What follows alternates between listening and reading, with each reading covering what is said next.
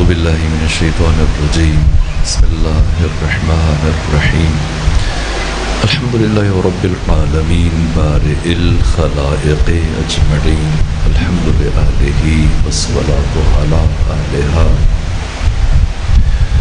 الصلاة والسلام على سيد الأنبياء والمرسلين العبد المؤيد رسولنا المسدد المصطفى الأمجد الحبيب الأحمد النبي الأمي المكي المدني السراج المنير الكوكب الدري صاحب الوقار والسكينة المدفون بأرض مدينة سيدنا ونبينا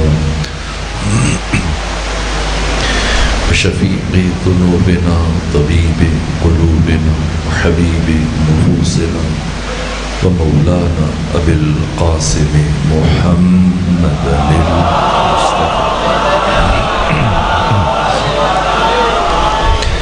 وأهل بيته الأطيبين الأطهرين الأنجبين المعصومين المظلومين ولعنة الله على أعدائهم ومنكري فضائلهم وغاسل حقوقهم من جوع عداوتهم إلى الآن ومن الآن إلى قيام يوم الدين وبعد يوم الدين أما بعد فقد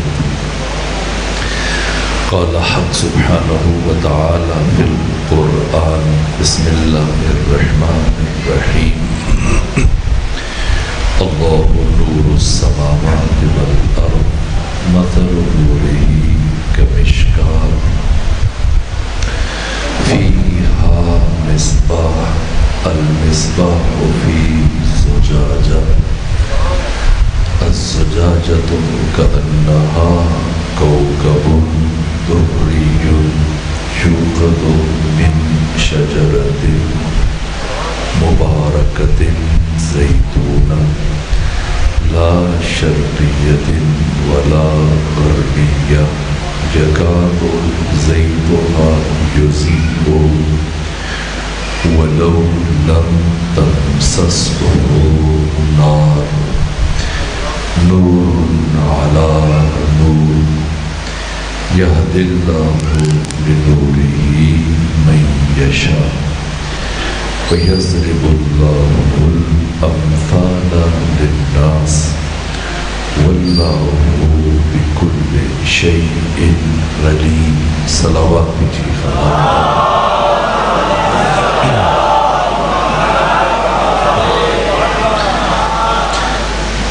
يوم شهادت امام محمد باقر علیہ آلہ طیب السلام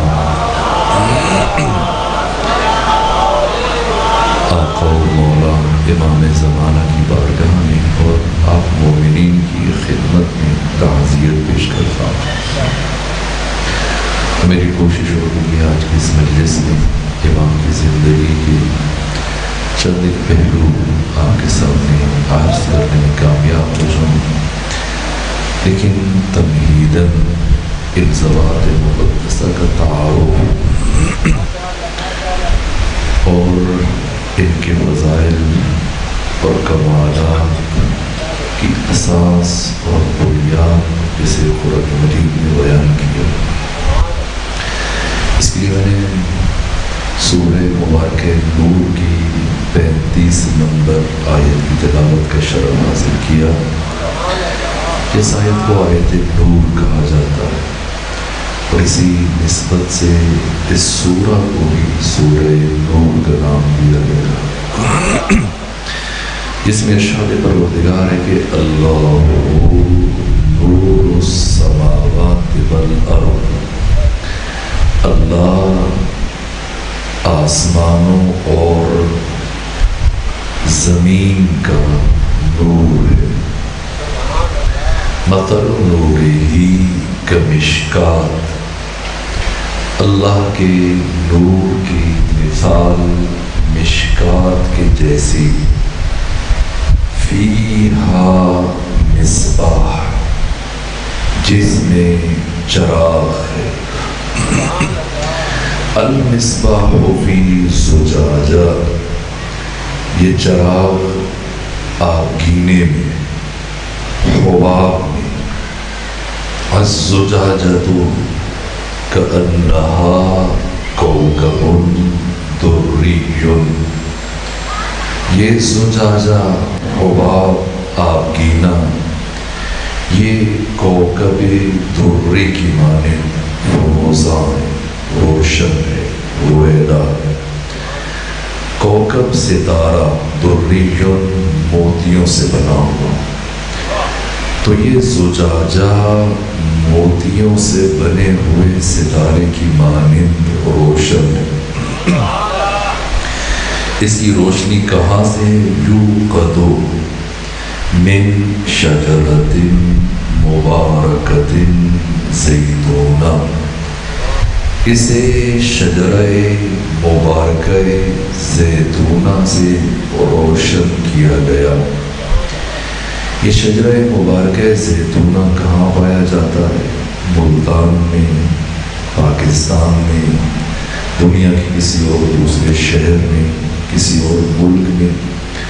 لا شرقیت ولا غربیہ، یہ شجرہ مبارکہ زیتونہ نہ شرقی ہے نہ غربی۔ یکاد زیتھہا یضیء، یکاد افعال مقاربہ میں سے جو مستقبل قریب کو بیان کرنے کے لیے آتے ہیں۔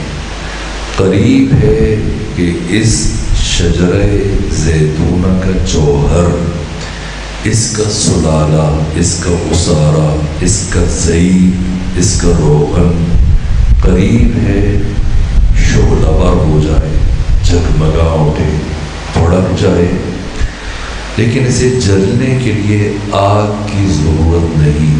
وَلَوْ لَمْ تَمْسَسْهُ نَارٌ، چاہے آگ کو اس کے قریب بھی نہ لایا جائے، یہ تب بھی روشن ہو جائے گا۔ اور یہ چراغ منحصر بفرد نہیں، بلکہ نور علی نور، نور بالائے نور، ایک کے بعد دوسرا نور۔ یہدی اللہ لنورہ من یشاء، اللہ جسے چاہتا ہے اپنے نور کی طرف ہدایت کر دیتا ہے۔ وَيَضْرِبُ اللَّهُ الْأَمْثَالَ لِلنَّاسِ، اللہ لوگوں کے لیے مثالیں دیتا ہے۔ کیوں؟ اس لیے کہ وَاللَّهُ بِكُلِّ شَيْءٍ عَلِيمٌ، اللہ ہر شے کا علم رکھنے والا ہے۔ وہ جانتا ہے کہ میرا بندہ ان عالی ترین حقائق کو، ان بلند پایا معارف کو مثالوں کے بغیر سمجھنے کی صلاحیت نہیں رکھتا۔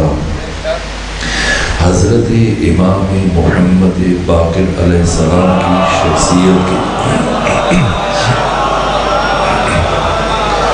تعارف کے لیے ناگزیر ہے کہ میں تمہیداً اس آیت کا ابتدائی مفہوم آپ کی خدمت میں عرض کروں، تاکہ آپ کے علم، آپ کے فضل، آپ کے جود و عطا، آپ کی صفات، آپ کے کمالات، ان کے سرچشمے کا اندازہ ہو جائے۔ وہ لامتناہی کمال، اس کی اساس کیا ہے، اس کی بنیاد کیا ہے۔ اللہ نور السماوات والارض، اللہ آسمانوں کا اور زمین کا نور ہے۔ یہ نور کیا ہے؟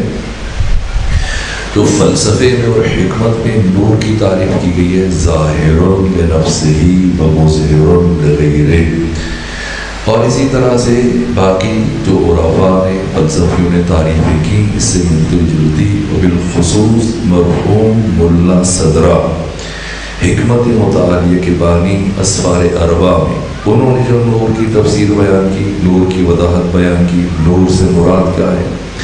کا نور ایسی حقیقت کہ جو سب سے بے نیاز ہو اور سب اس کے محتاج ہو.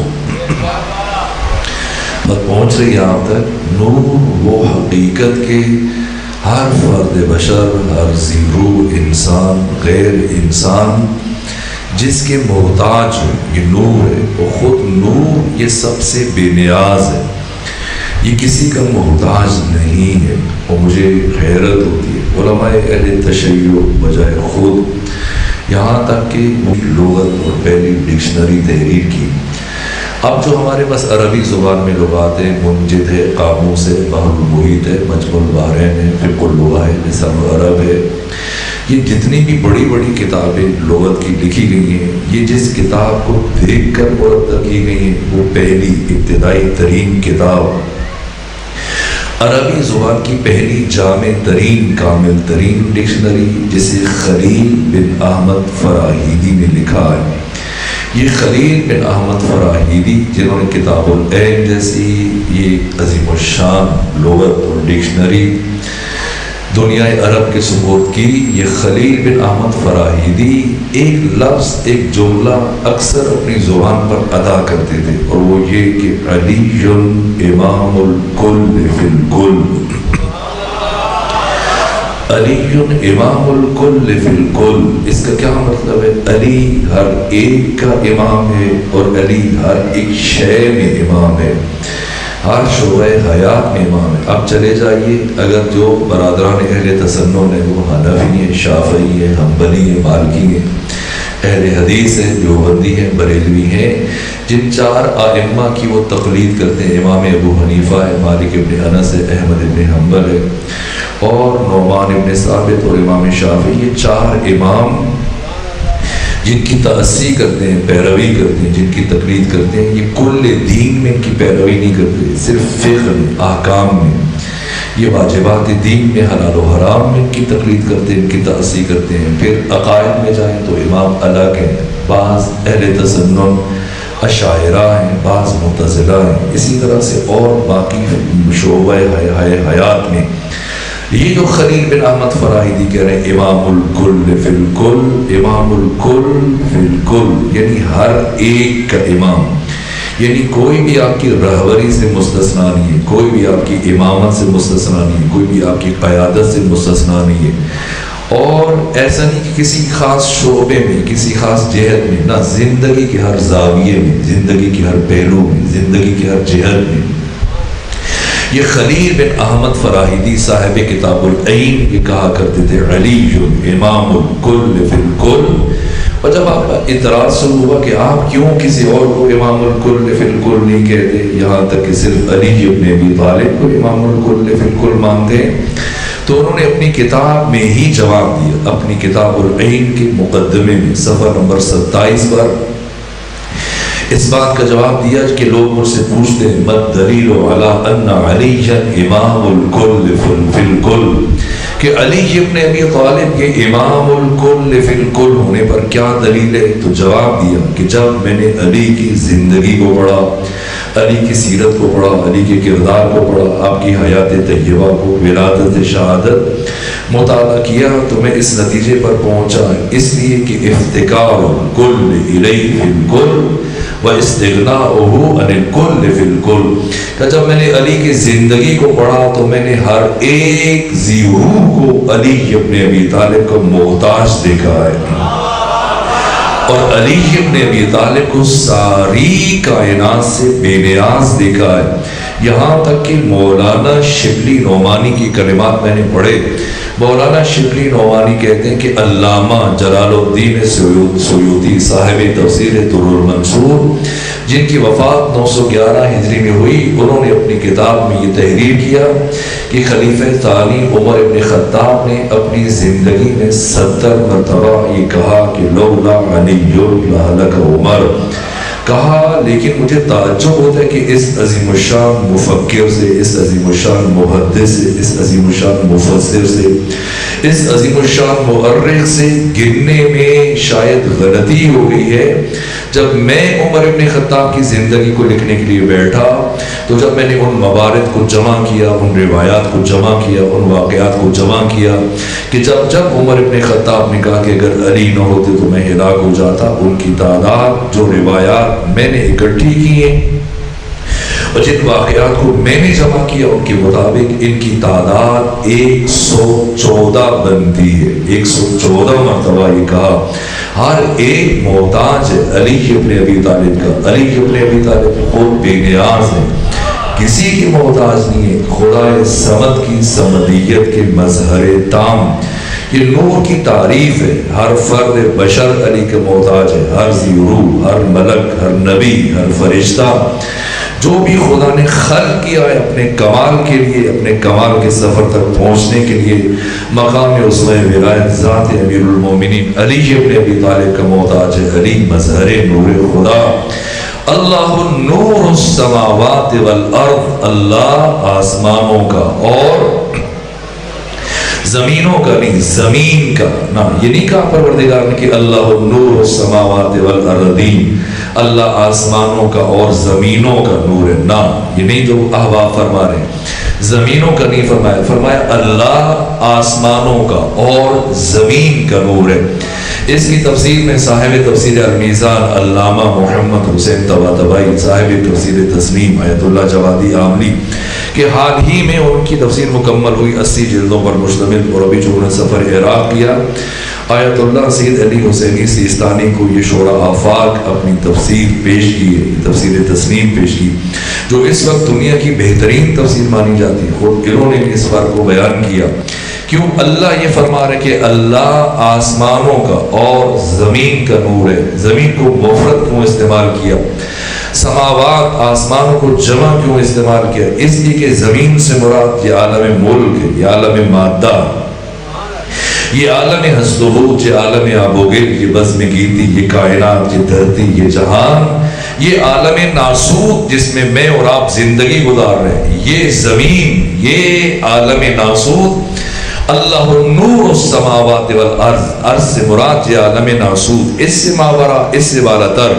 یہ عالم ناسوت، یہ عالم مادہ، یہ دنیا، اسے ملک کہا جاتا ہے، یہ عالم ملک، اس کے مقابلے میں عالم ملکوت، عالم ملکوت میں پہلے ملکوت اسفل جیسے عالم مثال، عالم نفس، پھر ملکوت اعلیٰ جیسے عالم جبروت، بیت المعمور، آسمان چہاروں، جتنے بھی فرشتے ہیں، تمام فرشتوں کی ارواح، تمام انبیاء کی ارواح، تمام فرشتے بیت المعمور پر مستقر ہے، آسمان چہاروں پر۔ یہ جو مرنے کے بعد، برزخ گزارنے کے بعد، حساب و کتاب کے بعد ہم جنت میں جائیں گے، اس جنت کو پروردگار نے کہاں رکھا؟ اسی بیت المعمور میں رکھا، آسمان چہاروں میں رکھا، یہ چوتھا آسمان، یہ ملکوت اعلیٰ، عالم جبروت، یہ پروردگار فرما رہے اللہ نور السماوات والارض، اللہ آسمانوں کا اور زمین کا، آسمانوں سے مراد یہ عالم ملکوت، پہلے ملکوت اسفل، پھر ملکوت اعلیٰ۔ ملکوت اعلیٰ جو میں عرض کر رہا ہوں یہ مستقر ہے انبیاء کا، نبیوں کا، فرشتوں کا، یہاں تک کہ ختمی مرتبہ جب معراج کے لیے تشریف لے کر جا رہے تھے تو آپ نے عالم ملک اور عالم ناسوت سے، اس دنیا سے جب اپنے معراج کا سفر شروع کیا تو سید الملائکہ جبرائیل آپ کے ساتھ تھا، سارے سفر میں ہر مرحلے میں جبرائیل پیغمبر کے ساتھ تھا، یہاں تک کہ ختمی مرتبہ جب بیت المعمور تک پہنچے، خود بیت المعمور میں کیا ہوا؟ رسالہ معراجیہ میں آیت اللہ حسن زادہ عاملی نے تحریر کیا، سب سے پہلے مرحلے میں انبیاء نے ختمی مرتبہ سے خواہش کی کہ یا رسول اللہ آپ ہمیں نماز پڑھائیں، جناب عیسیٰ روح اللہ نے آذان دی، جناب عیسیٰ روح اللہ نے اقامت کہی، اس کے بعد ختمی مرتبہ نے نماز پڑھائی۔ وہ کیسے نماز پڑھائی گئی؟ مولانا باقر مجلسی نے بحر الانوار میں تفصیل، آذان میں کیا الفاظ دے، اقامت میں کیا الفاظ دے، یہ تحریر کیا گیا احادیث کی روشنی میں، مولانا باقر مجلسی نے لکھا۔ اور جب ختمی مرتبہ فرشتوں کو نماز پڑھا چکے تو پھر ملائکہ نے، فرشتوں نے، جب انبیاء کو پیغمبر نماز پڑھا چکے تو ملائکہ نے یہ خواہش کی کہ پروردگار ہم بھی جمال مصطفیٰ کو قریب سے مشاہدہ کرنا چاہتے ہیں، قریب سے ختمی مرتبت کے چہرے انور کی زیارت کا شرف حاصل کرنا چاہتے ہیں، یہاں تک کہ اذن پروردگار سے فرشتوں نے صفیں بنائی اور ختمی مرتبت فرشتوں کی صفوں کے درمیان سے گزر رہے ہیں، اور جہاں جہاں سے پیغمبر اسلام گزر کر جا رہے ہیں فرشتوں کے سر خم میں سر جھکے ہوئے اور برابر سلام سلام سلام کی آوازیں بلند ہو رہی ہیں۔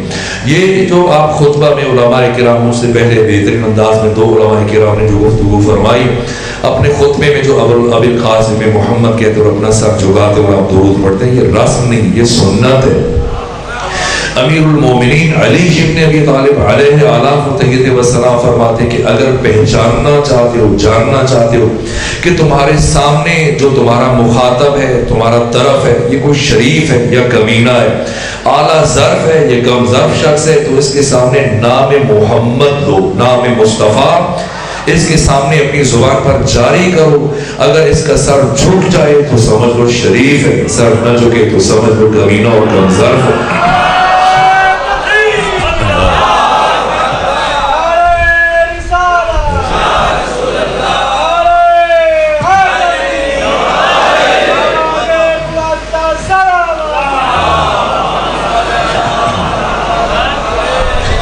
پیغمبر اکرام اسلام فرشتوں کی صفوں کے درمیان سے گزر رہے ہیں، برابر سلام سلام کی آوازیں آ رہی ہیں، یہاں تک کہ ایک فرشتے کے قریب کے پاس سے جب گزرے تو ایک مرتبہ اس فرشتے نے روک کر سلام کیا، عرض ادب کیا اور عرض کیا یا رسول اللہ میری گزارش ہے، میری درخواست ہے۔ پیغمبر اکرام اسلام نے فرمایا کہو کیا کہنا چاہتے ہو؟ کون سا فرشتہ؟ وہ فرشتہ جس کا نام سن کر چہروں پر اداسی آ جاتی ہے۔ اگر یہ فرشتہ کسی گلی سے ایک دن گزر جائے تو پھر بہت دن وہاں سے رونے کی اور گریے کی آوازیں بلند ہو جاتی ہیں۔ جناب اسرائیل جب پیغمبر اکرام اسلام ان کے پاس سے گزر رہے ہیں تو رک کے عرض کیا یا رسول اللہ میری گزارش ہے۔ پیغمبر اکرام اسلام نے فرمایا کہ یہ اسرائیل کیا کہنا چاہتے ہیں؟ عرض کیا یا رسول اللہ جب آپ زمین پر تشریف لے کر جائیں تو اپنے بھائی علی ابن ابی طالب علیہ السلام کی خدمت میں میرا سلام پہنچائیے گا۔ پیغمبر اکرام اسلام نے فرمایا اسرائیل اتعرف علی ابن ابی طالب، کیا تم علی کو جانتے ہو جو علی ابن ابی طالب کے لیے سلام بھجوا رہے ہو؟ تو اسرائیل نے عرض کیا یا رسول اللہ فکیف لا اعرفہ، میں علی کو کیسے نہ پہچانوں؟ لقد امرنی اللہ، در حالی کہ خدا نے مجھے یہ حکم دے رکھا ہے اللہ اقبض روح شیعت علی ابن ابی طالب اللہ بإذنہ، کہ میں علی ابن ابی طالب کی کسی بھی شیعہ کی روح کو اس وقت تک قبض نہ کروں جب تک کہ علی کی طرف سے اجازت نہ آ جائے۔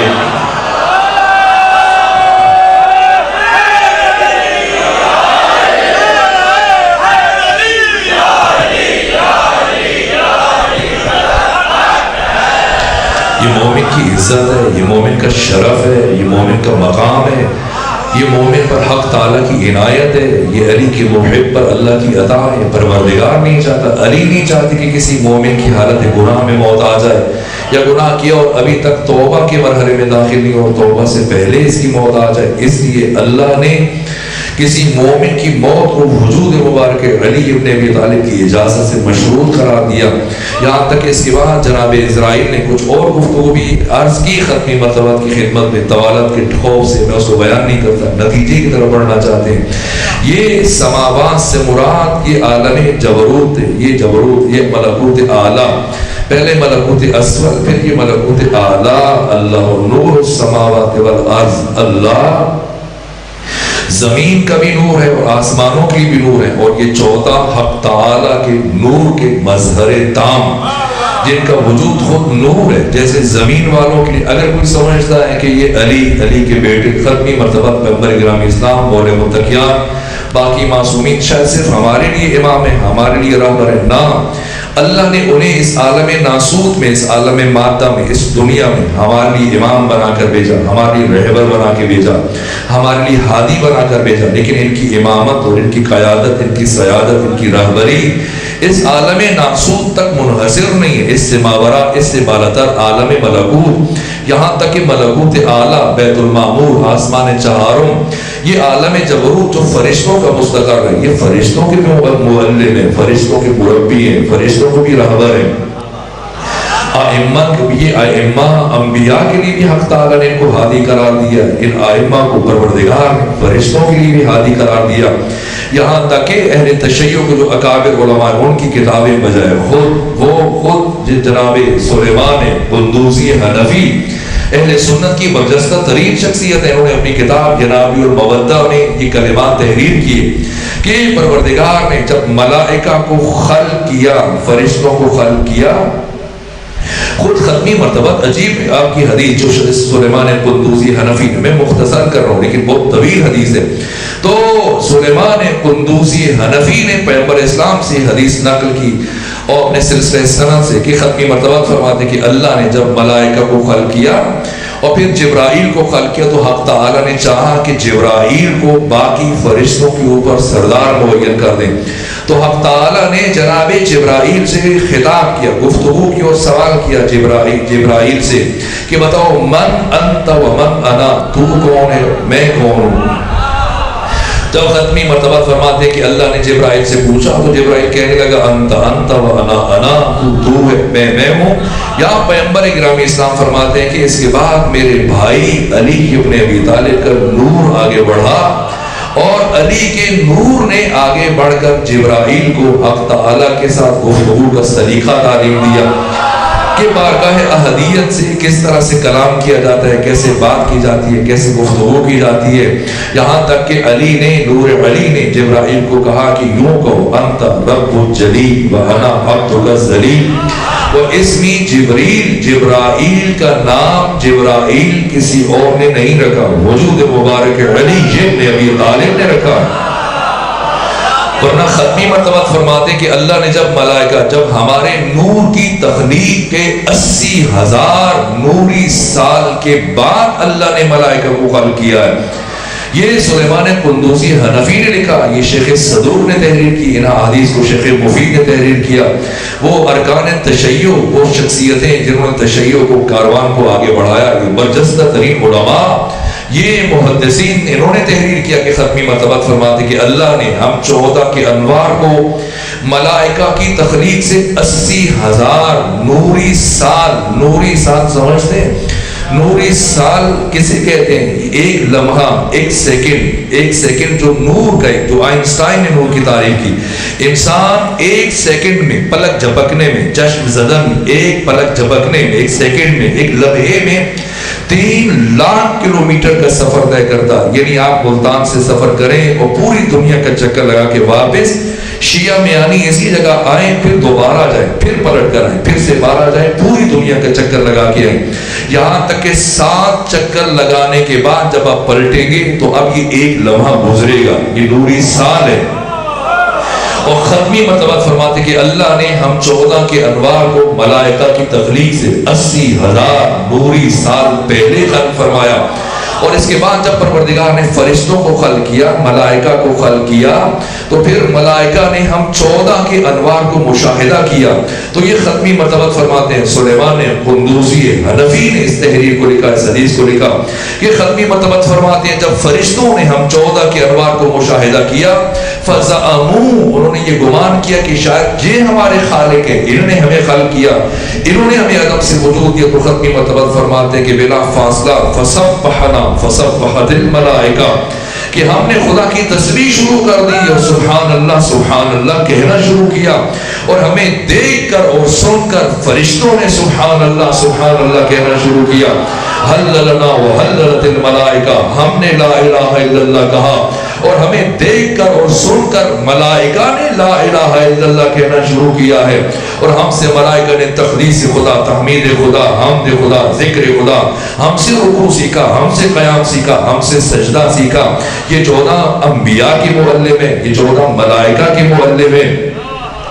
کیا شرف ہے 14 کا علی جو مظہر نور خدا ہے۔ جب بھی نجف جائیں، اور جب نجف جائیں تو حضرت مولا متقیان یہ آپ کا امام بارگاہ، یہاں پر جو تحریریں ہیں یہ بھی کسی عام فرد کو اجازت نہیں کہ کچھ بھی لکھ کے چلا جائے، نہ ذمہ دار فرد ایک ایک چیز پر نگاہ رکھتے ہیں کہ اس بارگاہ کے اندر کوئی غیر ذمہ دارانہ لفظ نہ لکھا جائے۔ بارگاہ امیر المومنین حرم علوی جو فقہا مجتہدین کے زیر سرپرستی جس کا انتظام، اور بالخصوص حرم اور حرم کے اندر جو گنبد ہے جس کے نیچے مور متقیان کی زری ہے، اس زری کے اطراف میں اوپر گنبد کے نیچے جتنی بھی تحریریں ہیں یہ بزرگ علماء فقہا محدثین ان کی سرپرستی میں ایک ایک لفظ تحریر کیا جاتا ہے۔ جب بھی نجف جانے کی توفیق ہو تو چاہیے مور متقیان کے حرم کی جو مور متقیان کی جو زری ہے اس کی بالائی صرف اوپر گنبد کے نیچے دیکھیے گا کیا شعر لکھا ہوا ہے۔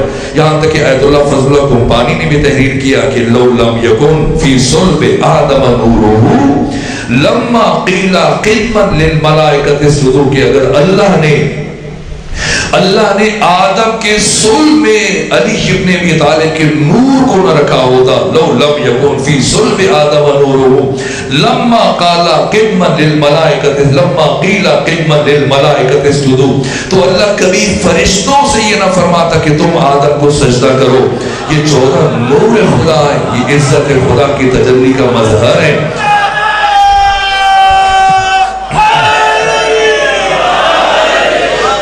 یہ بیت المعمور اللہ نے ان 14 کو جس طرح سے زمین کے لیے نور قرار دیا، جس طرح سے زمین والوں کے لیے ہادی اور راہبر اور امام قرار دیا، اس طرح سے سماوات والوں کے لیے، آسمان والوں کے لیے، سماوات یعنی عالم ملکوت، ملکوت اسفل، ملکوت اعلیٰ، اس سے مابرا، اس سے بالاتر یہ جو بیت المعمور ہے، آسمان چہارم، اس سے آگے نہ کوئی نبی ایک قدم آگے بڑھ سکتا ہے، نہ کوئی ملک ایک قدم آگے بڑھ سکتا ہے، نہ کوئی فرشتہ ایک قدم آگے بڑھ سکتا ہے۔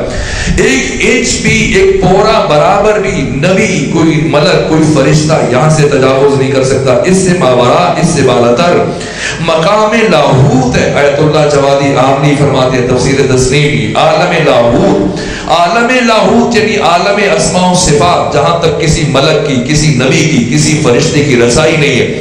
یہاں تک کہ شب معراج سب سے لطیف ترین وجود جناب جبرائیل جو جسم نہیں رکھتے، روح ہے، روح مجرد ہے، روح لطیف ہے، روح بسیط ہے، لیکن آقا ختمی مرتبہ جب آسمان چہارم تک پہنچے، سارا سفر طے کیا، جبرائیل آپ کے ساتھ ساتھ ہے، لیکن جیسی چوتھے آسمان سے بیت المعمور سے عالم لاہوت کی طرف بڑھنے لگے، ختمی مرتبہ نے محسوس کیا کہ جبرائیل رک گئے۔ ختمی مرتبہ نے پلٹ کر استفسار کیا جبرائیل کیوں رک گئے؟ تو یہ جواب دیا، سنی شیعہ محدثین کی کتابوں میں یہ روایت موجود ہے۔ عرض کیا یا رسول اللہ لو دنوت بلدن لاحترقت، اگر ایک پورا برابر یہاں سے آگے بڑھوں تو میرے پر جل جائے۔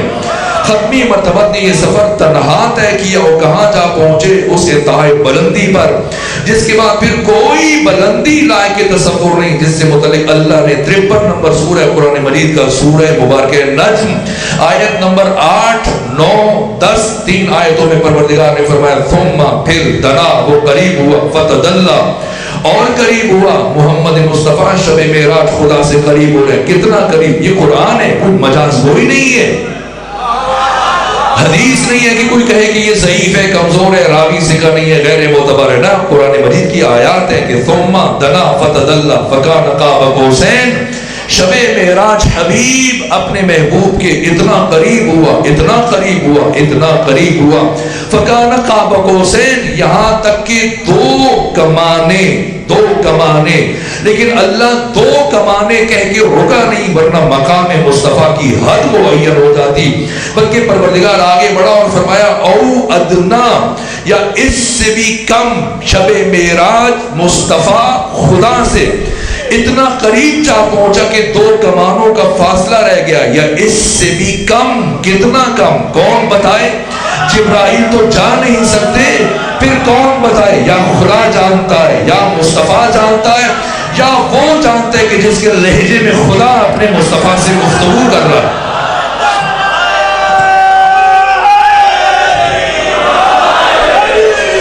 اللہ نور السماوات والارض، اللہ آسمانوں کا اور زمین کا نور ہے۔ مثل نورہ کمشکات، اللہ کے نور کی مثال مشکات کے جیسی ہے۔ مشکات تاکچہ، چراغدان۔ اگر چراغ کو جس طرح سے یہ پنکھے آویزاں کر دیا جائے، لٹکا دیا جائے، معلق کر دیا جائے تو اسے قندیل کہتے ہیں۔ اور اگر کسی دیوار میں محراب نما آلہ بنا کر اس میں رکھ دیا جائے تو اس جس جگہ پہ چراغ کو رکھا جاتا ہے اسے مشکات کہا جاتا ہے۔ پروردگار نے اپنے نور کی مثال چراغ سے نہیں دی، چراغ دان سے دی۔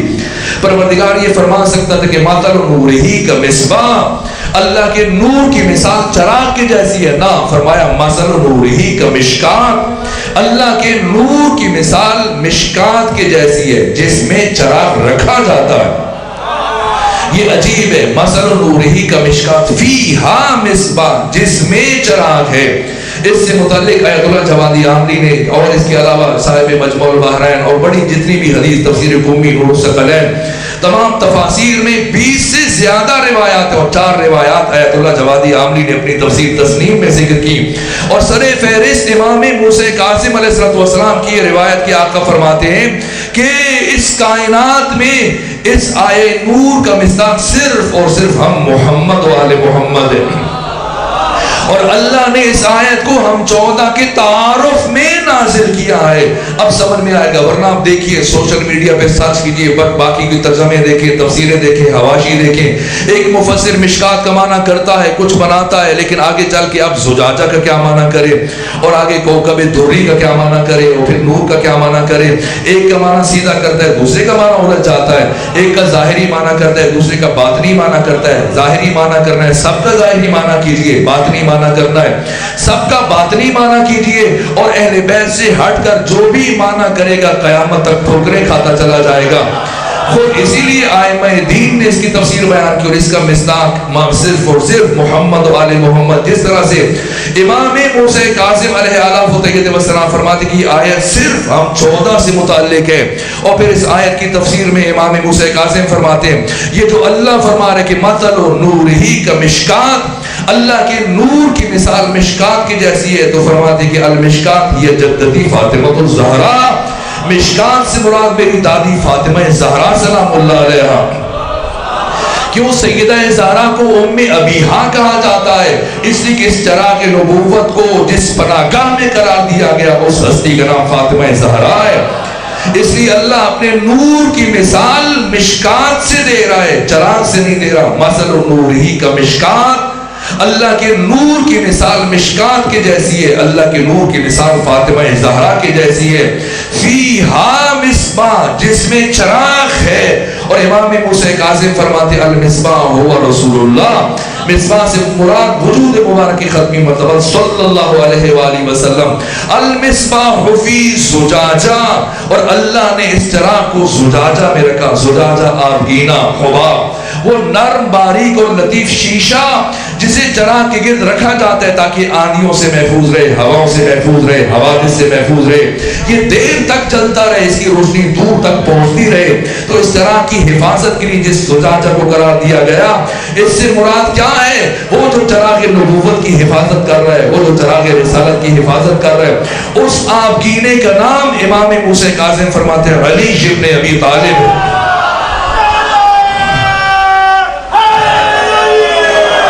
یہ چراغ نبوت اور چراغ رسالت قیامت تک فروزہ ہے، قیامت تک رویدہ ہے، قیامت تک روشن ہے، قیامت تک اگر جگمگا رہا ہے تو علی اور نسل علی اور اولاد علی کی وجہ سے جگمگا رہا ہے۔ اس لیے پروردگار فرما رہے کہ مثل نورہی کا مشکات فیہا مصباح، المصباح فی زجاجہ، یہ مصباح، یہ چراغ زجاجہ میں، آبگینے میں، اس حباب میں، اس شیشے میں ہے۔ کیسا شیشہ ہے؟ کأنہا کوکب دری، جیسے چمکتا ہوا موتیوں سے بنا ہوا ستارہ، اس طرح سے یہ حباب جگمگا رہا ہے۔ یہ خود نورانی ہے، مشکات بھی نور ہے، مصباح بھی نور ہے، زجاجہ بھی نور ہے، یہ سب نور ہیں، لیکن ہر ایک کا ایک محل بیان کیا جا رہا ہے، ہر ایک مقام بیان کیا جا رہا ہے۔ مثل نورہی کا مشکات فیہا مصباح، المصباح فی زجاجہ، الزجاجۃ کأنہا کوکب دری، کوکب ستارہ، دری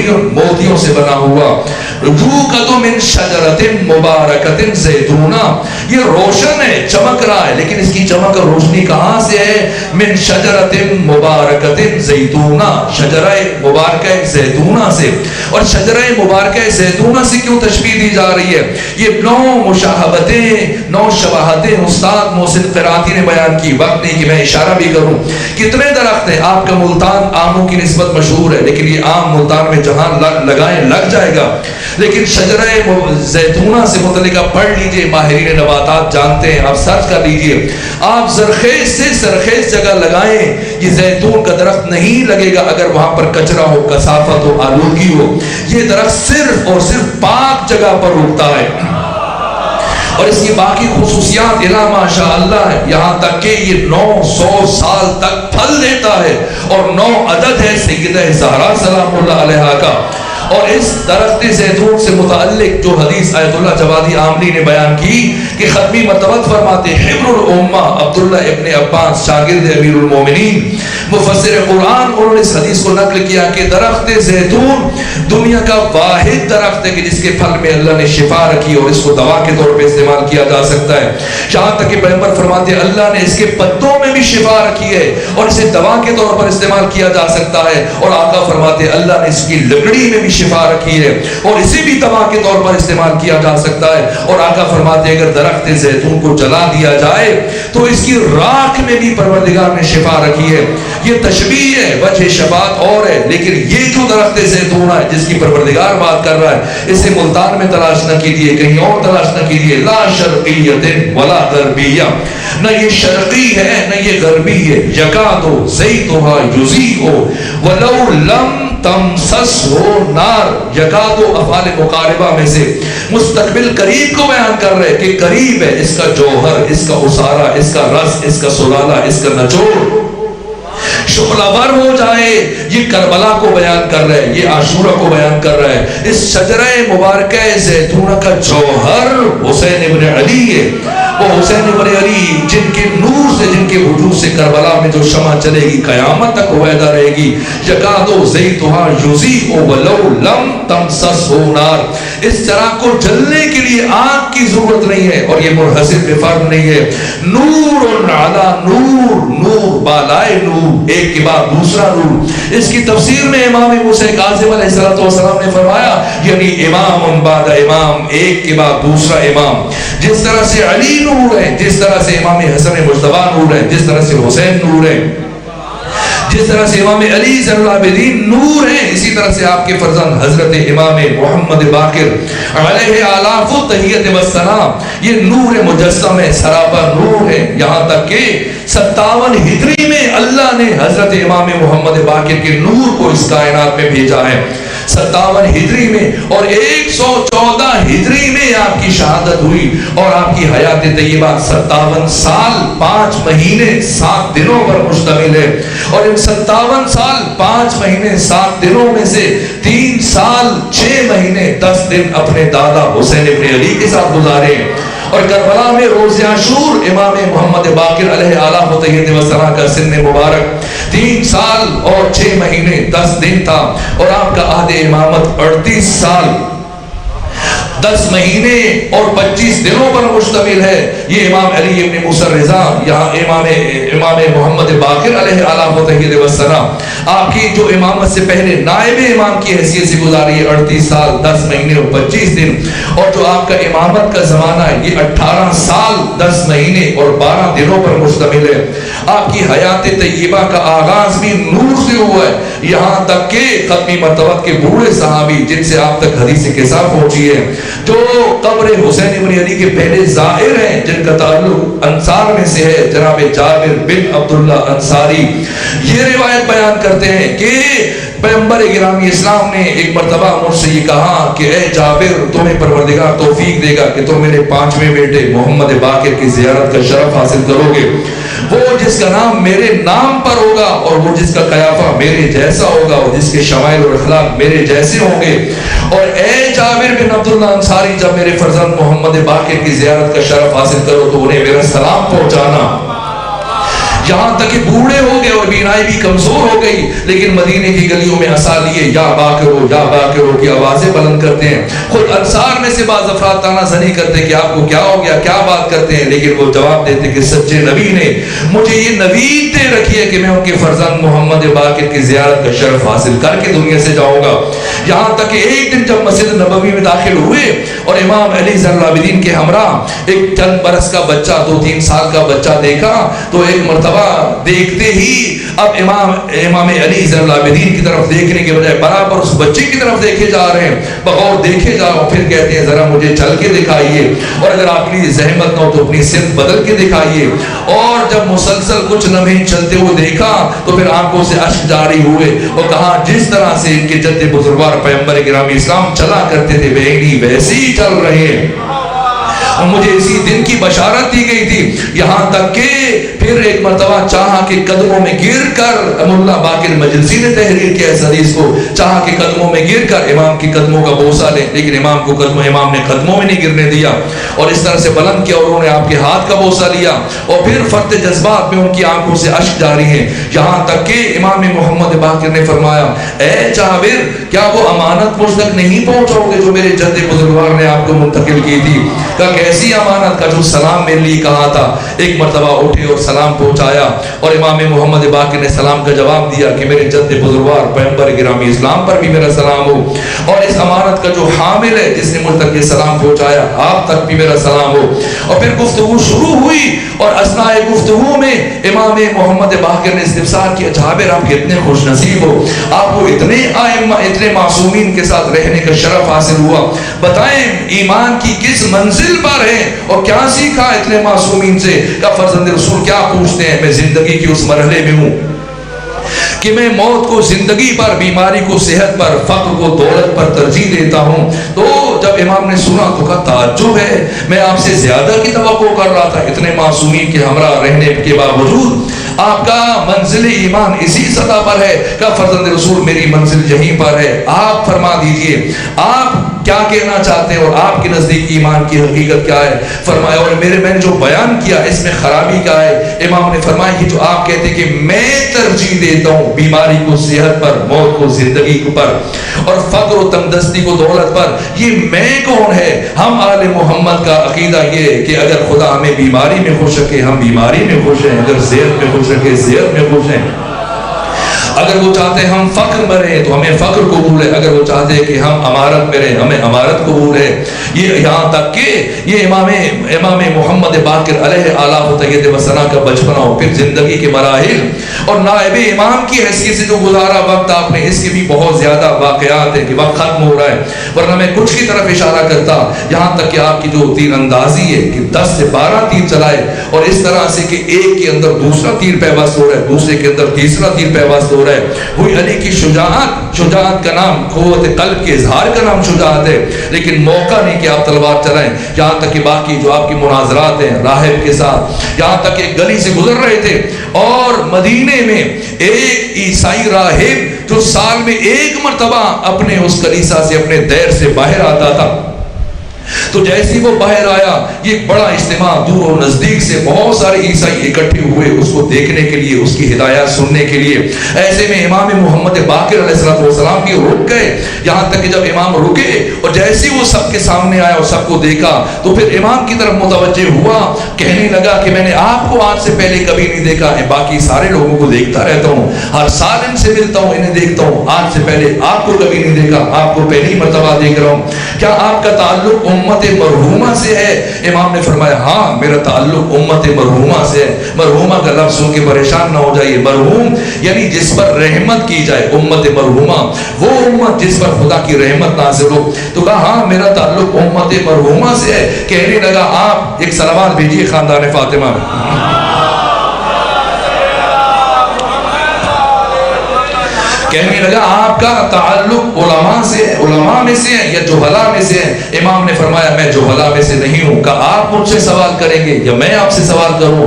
امام نے فرمایا تم پوچھو جو بھی پوچھنا چاہتے ہو۔ کہنے لگا بتائیے وہ کون سا وقت ہے جو نہ دن میں ہے نہ رات میں؟ امام نے فرمایا وہ وقت جو وقت فجر سے طلوع آفتاب کا وقت جو نہ دن میں شمار ہوتا ہے نہ رات میں شمار ہوتا ہے، یہ جنت کی ساعتوں میں سے ایک ساعت ہے کہ جس وقت میں ایک بیمار کو قرار آ جاتا ہے، جو ساری رات کا جاگا ہوتا ہے اسے بھی نیند آ جاتی ہے، اور یہ وقت جس میں بے چین کو چین آ جاتا ہے، اور اگر کوئی پریشانی میں ہو، مشکل میں ہو، تو یہ وقت اس کی آسودگی کا سبب بن جاتا ہے۔ کہا کہ اچھا دوسرا سوال یہ ہے کہ جب انسان کھاتا ہے، آپ کے جد محمد مصطفیٰ نے یہ کہا تھا کہ جنت میں انسان اگر کھانا کھائے گا، کچھ بھی نعمتیں کھائے گا، اس کو رفع حاجت کا یہ مرحلہ نہیں طے کرنا پڑے گا، تو یہ کیسے ممکن ہے؟ مجھے دنیا میں اس کی کوئی مثال دے دیجئے۔ امام نے فرمایا جس طرح سے ایک بچہ اپنی ماں کے شکم میں کئی مہینے تک رہتا ہے، خوراک بھی استعمال کرتا ہے، اس کے باوجود اس کو اس طرح کی کوئی حاجت پیش نہیں آتی ہے۔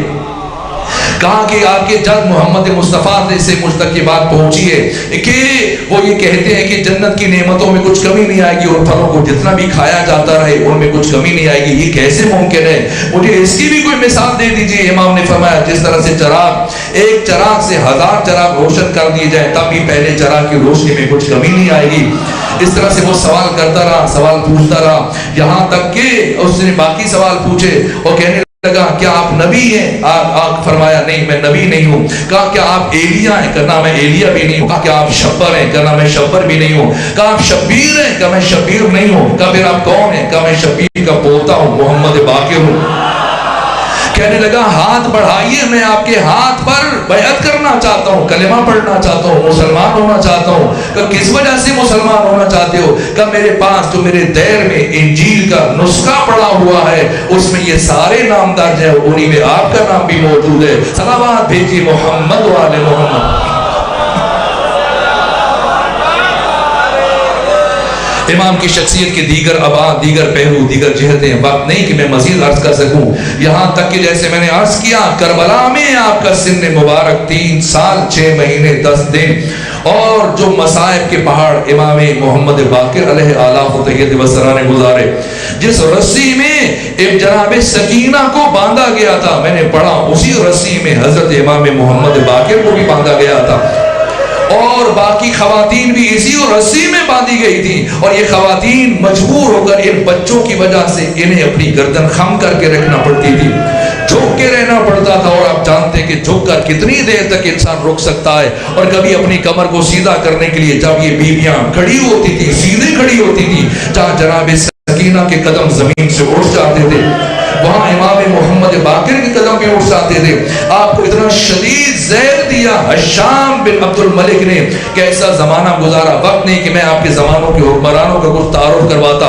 5 حکمران آپ کے عہد امامت میں گزرے ہیں۔ سب سے پہلے ولید بن عبد الملک ہے، اس نے 10 سال حکومت کی ہے، 86 سے لے کر 96 ہجری تک۔ اس کے بعد پھر سلیمان بن عبد الملک ہے، اس نے 96 سے 99 ہجری تک، پھر 99 سے لے کر 101 ہجری تک عمر ابن عبد العزیز ہے۔ اس کے بعد پھر یزید بن عبد الملک بن مروان، اس نے 4 سال حکومت کی ہے، 101 سے لے کر 105 ہجری تک۔ اور اس کے بعد پھر اس کا بیٹا حشام، اس کا بھائی حشام بن عبد الملک، اس نے 105 سے 125 تک حکومت کی ہے، 125 تک 20 سال حکومت کی، اور اسی شقی نے امام کو زہر دیا، اور زہر اتنا شدید تھا، میں نے پڑھا ہے اس زہر کے اثر سے آج کا دن جو 7 ذی الحج کا دن آپ نے گزارا ہے، یہ اتنا مشکل دن تھا امام محمد باقر کے لیے کہ جیسے جیسے وقت گزر رہا تھا زہر کا اثر بڑھتا چلا جا رہا تھا، یہاں تک کہ آپ کے پاؤں کے تلوے پھٹ گئے، آپ کی انگلیوں سے خون جاری ہو گیا، آپ کی آنکھوں سے خون جاری ہو گیا، لیکن وقت آخر اپنی مصیبت پر گریہ نہیں کر رہے تھے۔ میں نے پڑھا برابر امام کربلا کی یاد میں گریہ کر رہے تھے، اپنے جد حسین کے لیے گریہ کر رہے تھے، شام کے ان لمحات اور مراحل کو یاد کر رہے تھے۔ بس میرے عزیزو، آپ بھی قید تھے، آپ نے بھی یہ سارا سفر اسی طرح سے بیویوں کے ہمراہ کیا، آپ نے بھی اپنی ثانیہ زہرا کے سر سے چادر اترتے ہوئے دیکھی ہے،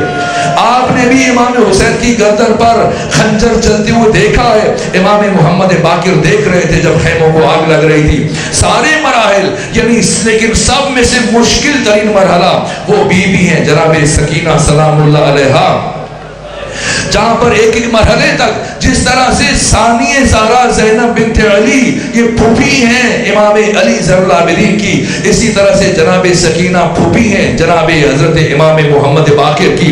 یہ عجیب تعلق ہے، جبکہ سن و سال میں بھی تقریباً برابر ہی ہے، لیکن کتنا مشکل مرحلہ ہے میں یہ بیان کر چکا ہوں، لیکن جی چاہتا ہے کہ آج کی شب میں یہ روایت جتنی اس حد تک بیان کر سکوں۔ میرے عزیزوں، مقتل نگاروں میں یہ گفتگو ہوئی ہے، مختلف مقتل نگاروں نے اس پر بات کی ہے کہ کربلا میں سب سے زیادہ مصائب کس پر نازل ہوئے، تو یہ کہا گیا ہے، خود صاحب منہاج الدموع نے یہ جملہ لکھا ہے، کہا کہ جو پہلے شہید ہوا اس کی مصیبت کم ہے، جو بعد میں شہید ہوا اس کی مصیبت زیادہ ہے، اور جو سب سے آخر میں شہید ہوا اس کی مصیبت پچھلے سب سے زیادہ ہے۔ کیوں؟ اس لیے کہ کربلا میں مرنے سے زیادہ مشکل کام جینا تھا۔ جو جتنی دیر زندہ رہا اس نے اتنے زیادہ مصائب برداشت کیے۔ اور پھر یہ جملہ صاحب منہاج الدموع نے لکھا، کہا سارے شہیدوں کے مصائب ایک طرف اور ایک ایک قیدی کے مصائب ایک طرف، اور سارے قیدیوں کے مصائب ایک طرف۔ ان قیدیوں میں امام محمد باقر بھی ہیں، لیکن ایک وہ قیدی ہیں جن کی تکلیف کا کوئی اندازہ نہیں کر سکتا۔ صاحب منہاج الدموع نے لکھا، سارے قیدی ایک طرف، ان کے مصائب ایک طرف، اور حسین کی چھوٹی بیٹی سکینہ ایک طرف۔ کتنا مشکل ہے، تاریخ انسانی کا مشکل ترین سفر طے کیا حسین کی 4 سالہ بیٹی سکینہ سلام اللہ علیہا نے۔ جب شبس بن ربعی اور عمرو بن حجاج زبیدی اور شمر ابن ذوالجوشن عمر ابن سعد شراب پی کر آگے بڑھے، 11 محرم کو بیویوں کی طرف آئے اور مسکراتے ہوئے قہقے لگاتے ہوئے ثانیہ زہرا سے خطاب کیا۔ عمر ابن سعد نے کہا، علی کی بیٹیوں، ہم آپ کو سوار کرانے کے لیے آئے ہیں۔ ثانیہ زہرا نے جب ان سب اوباشوں کو دیکھا، ایک مرتبہ آپ کا چہرہ جلال کی غصے کی وجہ سے سرخ ہو گیا، انگشت سبابہ کا اشارہ کیا، کہا اے عمر ابن سعد اپنے ساتھیوں کو پیچھے روک لو، ہم مخدرات عصمت و طہارت ہیں، کوئی ہمارے قریب نہیں آئے گا۔ کہا کیسے سوار ہوگی؟ ثانیہ زہرا نے فرمایا میں خود سوار کروں گی، میں خود سوار کروں گی۔ ثانیہ زہرا نے پھر ایک ایک بچے کو سوار کرنا شروع کیا، ایک ایک بچی کو سوار کرنا شروع کیا، تمام خواتین کو سوار کیا، یہاں تک کہ خود سید سجاد کو سوار کیا، اور سب سے آخر میں اس بچی کو سوار کیا جس کی خصوصی طور پر امام حسین وصیت فرما کے گئے تھے کہ زینب میری سکینہ کا بہت خیال رکھنا۔ جناب سکینہ کو سوار کیا اور پھر ارادہ کیا کہ آگے بڑھ کر خود جناب سکینہ کے ساتھ سوار ہو جائیں، لیکن صاحب ریاض القدس نے لکھا ہے جیسے ہی ثانیہ زہرا سوار ہونے لگی، شمر ابن ذوالجوشن غصے سے کھولتا ہوا آگے بڑھا، علی کی بیٹی میں اس بچی کے ساتھ کسی اور کو ہرگز سوار نہیں ہونے دوں گا۔ ثانیہ زہرا نے فرمایا، ارے شمر یہ بچی کبھی محمل پر اکیلے نہیں بیٹھی ہے، کیسے ممکن ہے کہ بغیر محمل کے بے پالان ستر کی پشت پر یہ بچی تنہا سفر طے کر سکے؟ یہ بچی گر جائے گی۔ لیکن اس شکی نے کہا، نہ علی کی بیٹی، میں کچھ ایسا انتظام کر دیتا ہوں، آپ کی بچی نہیں گرے گی، مجھے معاف کیجیے گا۔ یہ سخت مراحل ہیں اور سخت جملے ہیں، لیکن روایت کے الفاظ ہیں۔ صاحب ریاض القدس نے لکھا، اس شکی نے زمین سے ایک رسی اٹھائی اور اس کا ایک سرا جناب سکینہ کے ایک پاؤں کے ساتھ باندھا اور دوسرا سرا نیچے سے گزار کر دوسرے پاؤں کے ساتھ باندھ دیا اور کہا کہ اب کاروان کو چلا دیا جائے۔ کاروان چل پڑا، منزلیں طے ہونے لگی، صحرا گزر رہے ہیں، جہاں تک کہ آبادیاں گزر رہی ہیں، شہر اور دیہات گزر رہے ہیں، اور جیسے جیسے سفر طے ہو رہا ہے یہ رسی مسلسل اونٹ کے جسم کے ساتھ رگڑ کھانے کی وجہ سے کمزور پڑ رہی ہے اور یہ ہلکی ہو رہی ہے، یہاں تک کہ رات کے پچھلے پہر جب یہ کاروان ایک جنگل سے گزر رہا تھا یہ رسی کھل گئی، اور جب رسی کھلی حسین کی بیٹی اونٹ کی بلندی سے زمین پر آئی۔ جیسی جناب سکینہ زمین پر گری، کسی کو خبر نہ ہوئی، سناٹا تھا، تاریکی تھی، رات کا وقت تھا، کسی کو پتہ نہ چلا کہ حسین کی بچی گر چکی ہے۔ اس کے باوجود صاحب ریاض القدس لکھتے ہیں کہ قافلہ رکا، اور جب قافلہ رکا تو ایک مرتبہ شمر ابن ذوالجوشن سپاہیوں کے پاس پہنچا، کہنے لگا میں نے تمہیں منع کیا تھا میری اجازت کے بغیر نہ رکنا، کیوں رکے ہو؟ وہ کہنے لگا، باقی سپاہی کہنے لگے کیا کر رہے ہیں شمر؟ وہ نیزہ جس پر سر حسین ابن علی سوار ہے یہ نیزہ زمین میں گڑ گیا ہے اور اٹھانے کے باوجود نہیں اٹھ رہا۔ تو شمر ہے، قاتل حسین ہے، لیکن جانتا ہے کہ سر حسین کیسے آگے بڑھے گا۔ نہیں کہا کہ ایک سے نہیں اٹھ رہا، 2 اٹھاؤ 3 اٹھاؤ۔ اس شقی نے ہاتھ میں تازیانہ لیا اور چلتے ہوئے امام سجاد کے پاس آیا۔ امام محمد باقر یہ منظر دیکھ رہے تھے. کیا کیا شقی نے؟ امام سجاد کی پشت پر تازیانوں سے بارش کر دی. اتنے تازیانے مارے کہ امام سجاد کا خون زمین پر بہنے لگا. اور کہتا ہے سید سجاد اپنے بابا سے کہیں یہاں سے آگے بڑھے ورنہ تب تک میں آپ کو مارتا رہوں گا. جیسے اس نے جملے کہے امام سجاد نے اپنے بابا کے کٹے ہوئے سر کی طرف رخ کیا اور یہ کہا بابا یہاں رکنے کا سبب بتا دیجئے, اپنے بیٹے سجاد کو یہاں ٹھہرنے کی وجہ بتا دیجئے. لبھائے حسینی میں جنبش پیدا ہوئی. فرمایا ارے سجاد میری سکینہ پیچھے جنگل میں گر گئی, میری سکینہ پیچھے جنگل میں گر گئی ہے, اور سجاد جب تک میری سکینہ نہیں آئے گی میں یہاں سے آگے نہیں بڑھوں گا. بس جیسے ہی یہ آواز ثانیہ زہرا کے کانوں سے ٹکرائی, ایک مرتبہ ثانیہ زہرا نے زینب بنت علی نے خود کو اونٹ کی بلندی سے زمین پر گرایا, آواز بلند کی اینا بنتی السکینہ, اینا بنتی السکینہ, ارے میری بیٹی سکینہ کہاں ہے, ارے میری بیٹی سکینہ کہاں ہے. مسلسل ڈھونڈنے کے باوجود جب سکینہ نظر نہ آئی مسلسل تلاش کرنا شروع کیا, یہاں تک کہ ثانیہ زہرا پہنچی ایک جھاڑی کے عقب میں جہاں ایک معظمہ بیٹھی ہے, ایک بی بی ہے, اور ان کی گود میں جناب سکینہ سر رکھ کر سو رہی ہے. ثانیہ زہرا آگے بڑھی اور حیرت سے سوال کیا ارے خاتون جب ساری دنیا ہماری دشمن بن چکی ہے آپ اس بچی سے اتنی محبت کیوں کر رہی ہیں, اور یہ بچی تو کربلا سے لے کے اب تک سارے سفر میں جاگ رہی ہے, آپ کی گود میں کیسے سو گئی؟ ایک مرتبہ اس بی بی نے اپنے چہرے سے نقاب ہٹایا, اپنے چہرے سے نقاب ہٹایا, فرمایا ارے زینب پہچانو اگر میں محبت نہیں کروں گی اور کون کرے گا؟ اگر میری گود میں نہیں سوئے گی اور کس کی گود میں سوئے گی؟ یہ وہی گود ہے جہاں اس بچی کا بابا حسین سویا کرتا تھا.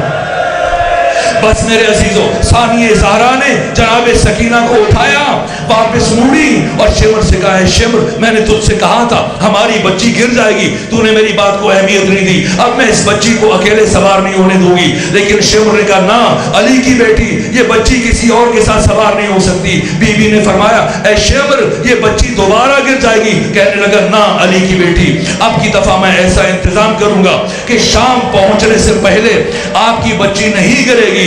میں سخت مصائب نہیں پڑھتا لیکن میرے عزیزوں میں چاہتا ہوں یہ حقائق منتقل ہو جائیں کہ اہل بیت نے کن مشکلوں سے دین خدا کو ہم تک پہنچایا. کیا ہوا؟ ایک مرتبہ ثانیہ زہرا نے پوچھا شمر کیا کرو گے؟ سنیں گے اس شقی نے کیا کیا ہے.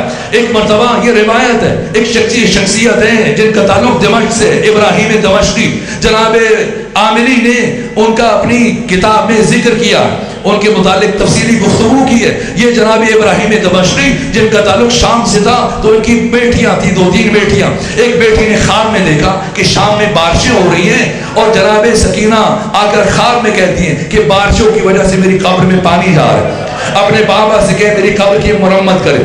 لیکن جب بیٹی نے باپ سے خواب بیان کیا تو باپ نے روک دیا کہ یہ نبی زادی کی قبر ہے, ان کی قبر کشائی بے ادبی کے مترادف ہے, یہ تمہارا محض وہم ہے, تمہیں خیال آ گیا کہ بارشیں ہو رہی ہیں, ہو سکتا ہے ان کی قبر میں پانی جا رہا ہو, تو کسی اور سے خواب بیان نہ کرنا. دوسرے دن جناب سکینہ دوسری بیٹی کے خواب میں ہے اور دوسری بیٹی نے جب اپنے بابا سے خواب بیان کیا تو جناب ابراہیم دمشقی نے کہا کہ چونکہ کل آپ نے اپنی بہن سے یہ خواب سنا ہے تو پھر آپ کو بھی خیال ذہن میں رہا اور آپ نے بھی ایسا خواب دیکھ لیا, اس لیے کسی اور سے یہ خواب بیان نہ کیجیے گا. لیکن تیسرے دن خود ابراہیم دمشقی نے یہی خواب دیکھا اور جناب سکینہ نے کہا اے ابراہیم دمشقی میں نے 2 دن مسلسل تمہاری بیٹیوں کے ذریعے تم تک یہ پیغام پہنچایا لیکن تم نے میری بات کو اہمیت نہ دی. ابراہیم دمشقی میری قبر میں بارشوں کے سبب سے پانی جا رہا ہے, جاؤ میری قبر کی مرمت کرو. ابراہیم دمشقی اٹھے, سر و سینہ پیٹتے ہوئے گھر کی خواتین کو اٹھایا, محلے کی علماء سے رابطہ کیا اور سب کو ہمراہ محلے کی خواتین کو مومنین کو جب لے کر قبرستان میں پہنچے اور جب مٹی کھودنا شروع کی اور مٹی کھودتے کھودتے جب سنگھائے قبر ظاہر ہوئے, جب قبر کے پتھر ظاہر ہوئے, ابراہیم دمشقی نے کہا اب سب مرد پیچھے ہٹ جائے, یہ نبی زادی کی قبر ہے, اب خواتین پتھر ہٹائیں گی, اب مرد پیچھے ہٹے.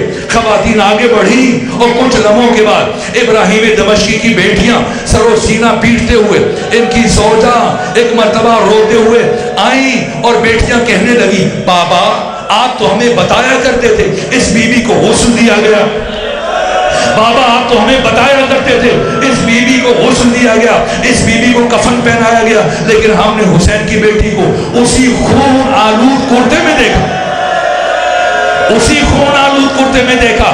हमने इस बीबी के चेहरे पर खून के निशानात देखे। जब मैंने ये बात सुनी, मैं सोचा करता था कि बीबी का कुर्ता कैसे खून आलूद हुआ। फिर मिनहाजुद्दुरूर और रियाजुल कुद्स की जब इस रिवायत पर नजर पड़ी, जिसे मैं छोड़ देता था, आदि पढ़ता था, चूंकि मुश्किल मरला है, लेकिन चाहता हूँ ये मसाइल मुंतकिल हो जाने चाहिए नस्लों तक। यहाँ तक कि जब सानिया ज़ारा पलट कर आई, फरमाया अब मैं इस बच्ची को अकेले सवार नहीं होने दूंगी। सुने कैसे बीबी का कुर्ता खून आलूद हुआ। एक मरतबा बीबी ने फरमाया मेरी हमारी बच्ची दोबारा गिर जाएगी। कहने लगा ना अली की बेटी, ये तो मुमकिन नहीं है कि मैं इस बच्ची को अकेले सवार होने दूं। कहने लगी सानिया ज़ाहरा ने फरमाया ये बच्ची दोबारा गिर जाएगी। करना अब की दफा मैं ऐसा इंतजाम करूंगा, ये बच्ची शाम पहुंचने से पहले नहीं गिरेगी, मुझे माफ कीजिएगा। इस शकी ने जनाब सकीना को ऊंट की पुष्ट पर लिटाया, फिर रस्सियों से कस के बांधा और बांधने के बाद आप जो ऊंटों को दौड़ाया, जैसे जैसे ऊंट दौड़ रहे थे, जनाब सकीना के जिस्म से खून जारी हुआ। और शाम पहुंचने के बाद जब रस्सियों को खोला गया